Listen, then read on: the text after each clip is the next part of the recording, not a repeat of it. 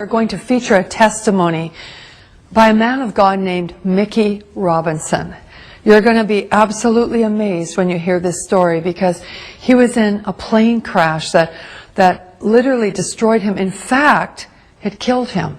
And yet he's alive to tell the tale. Hold on to your seats right now and listen to this amazing, outstanding testimony of the goodness of God. I'd never met anybody who ever told me about anything personally knowing God or anything supernatural other than historically what I knew from stories from the Bible. Never met one person who told me they had a real relationship with Jesus. Never knew about the need to really come into a relationship with the Lord through Jesus. And I was busy getting it on. But you know, there's not enough excitement in the world to ever satisfy. You always gotta have more. And I like stuff that was edgy, you know, skiing, and I always liked aviation stuff. And so I started taking flying lessons. Then I thought it'd be more fun jumping out of airplanes. So I became a sport parachutist, and that really got me. I mean, I became obsessed with skydiving. It really consumed my life. My existence revolved around that 30 to 60 seconds in free fall and that 5-minute parachute ride. Then I had to do it again. It's like like a drug, you know. It's almost good. Like an addiction. Oh, totally. And then all of a sudden, one night, all that was going to change. Short after takeoff, I don't really recall much because I was kind of dozing off, sitting next to the pilot, or actually sitting on the floor next to the pilot where we moved the seats in this new aircraft. And I was awakened by a sound unfamiliar to me. It was the sound of the motor going completely silent. Uh-oh. And the pilot turned to me and he slapped me. He says, "That's it, we're going down." So we just pitched forward and we plummeted straight down at over 100 miles an hour.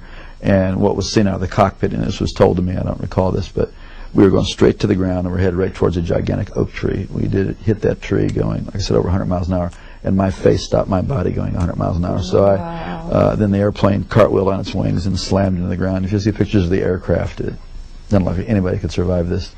So there was obviously injury and confusion, and the two students got pushed out the doorway and by one of my friends who was a very experienced jumper. And the fourth man out saw me moving, and the pilot assumed we were leaving too. And just as he was going out, the plane went up in flames. And as he was running away, he heard screaming and realized I was trapped inside along with the pilot. And this brave man who was my friend and went back in the plane and saw me trying to escape where the wing had been torn loose from the airplane, but I was stuck, and something on my equipment or my clothing was caught, and I was soaked with fuel, and it was on fire from head to toe. Wow. And just like you see in movies, a person whose whole body was engulfed in flames. And this is where God did the first miracle. This man grabbed a hold of my parachute harness and with his bare hands tore that loose. It's 2,000 pounds tensile strength in each one of those straps. Wow. Pulled so hard he pulled his thumbs out of his sockets, dragged me away from the plane and slapped the fire out. It kept reigniting, and then he tried to go back for the pilot and he couldn't. He was burned alive. Well, they rushed me off to the hospital. Obviously it was horrible, and they rushed me off to the hospital and saw that I sustained very serious injuries. I had a brain injury. I had burns over a large portion of my body. I had to find out my eye was blind, my right eye was blind, and you know, tremendous cuts, and you know, this shock of, you know, that crash. They told my family I was going to die. They told my sister to come that day because I was not going to be there in the afternoon. I had an experience I had never heard about. Never heard anything like this. As I was laying there in that condition, just racked with pain and discomfort in every way possible, suddenly my inner man, the real me, my spirit, sat up out of my body, and I could feel my legs go through the springs of the bed. Wow. And my spirit came out of my body as if you would take a glove off your hand. And instantly I was in a spiritual world. Instantaneously I knew this was the real world. And this man that I was seeing was the real me. Now, when that happened, were you aware of any pain still? Or no, I was totally completely separated from the pain and the carcass? Completely, no. And I didn't even remember turning around and looking. I mean, I was transferred immediately into a spiritual dimension. And everything about the spirit world is more real than this world. The colors are brighter, the edges of everything are sharper, the emotions are just enhanced, they are clear. And instantaneously, the thing that really struck me the most was there was a complete absence of the awareness of time.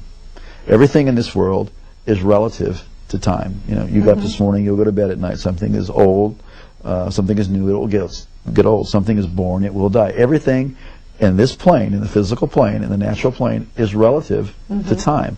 But everything in the spiritual plane is relative to eternity. So what had been natural to be aware of time was totally gone. And I was totally aware of eternity. It is shocking. It is stunning to be conscious and to know what eternity is. Also, logic and reasoning doesn't happen there. You know, based on the sum total of all my intelligent thoughts that I've learned. You know, I've had a death and I'm in the spirit world. It's like you just know that you know that you know. It's like having a revelation constantly, and it was incredible. And I knew I was traveling. I could feel, you know, that I was traveling. And as I looked ahead, there was this pure white light. It was whiter than the whitest snow and brighter than 10,000 suns. And yet I could look right at it, and it was compelling. And it was like I was being towed. I was being towed like a tractor being. And as I was looking, I could feel this anticipation. But then simultaneously, that on my right side, I could feel something, and I looked, and there was this blackness sweeping. Now, this blackness, as I looked at it, instantly I was aware of its complete nature. It was eternal, like I was experiencing eternity. It was without any matter. It was without any life. It was void, and it was forever non-negotiable, cut off from the source of all life. And the more that I looked at it, the faster it would sweep, and the more that occurred, the more intense the feeling of the nature of being cut off and sealed forever and separated. It is Horrifying, horrific.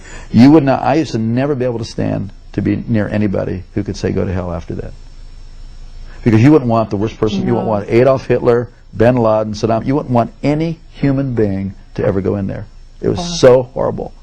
And as that was sweeping, it got down to, it was eclipsing this light. So there was just it was like you're in a room and you close the door, a dark room, and there's a little space between the door and the door jamb. It wasn't a doorway. This was a real place that I was seeing and that I was feeling. And as it was closing, it was eclipsing, and now I'm standing on the very edge, the precipice of eternal separation. And I scream out of my spirit, I'm sorry, I want to live. Give me another chance. And just before that was to close, I was standing in the presence of Almighty God. Whoa. And instantly I knew I would never die for eternity. And that's mercy. It's unbelievable. Wow. And instantly I knew that this being who was off on this side of me, who I didn't see, but I was standing in this river of golden radiation. It looked like a moving river of golden light. And this river went that way, it went that way, it was underneath me, it was going right through me. And this river was alive. I don't know how to describe it, except that this called the River of Life. This river was alive, and it's going right through me, and I'm more alive than anybody can imagine. I mean, this is the height of the experience of life. It filled up with life, and somehow I knew this being was going to take care of me for eternity. I didn't see the New Jerusalem. I didn't see any angels in heaven. I didn't see any people who had gone before me.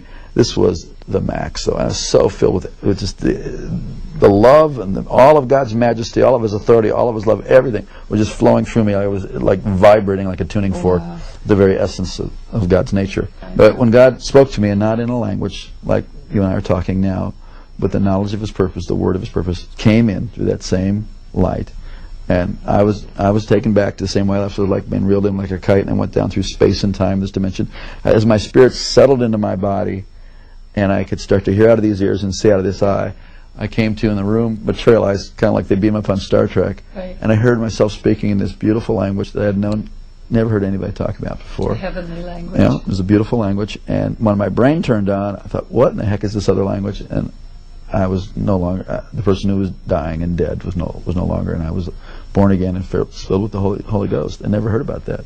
You know, for years I wondered, what was that blackness, and why did it sweep down to where it was just a sliver, like about a half-inch of white light? And years later, God revealed it to me. It was really a historical record of my life, that for all the years that I had lived, I was in darkness, and God gave me a space to cry out to Him. And in that space, it changed my future, my destiny, my whole purpose. God loved me the whole time. God was with me.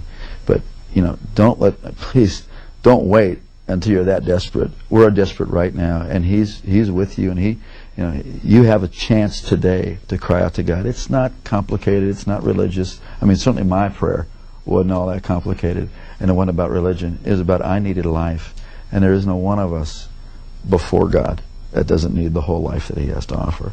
It's usually fear that keeps us from doing that. Or like we're afraid, well, I'm not good enough. That's the whole deal. We need God.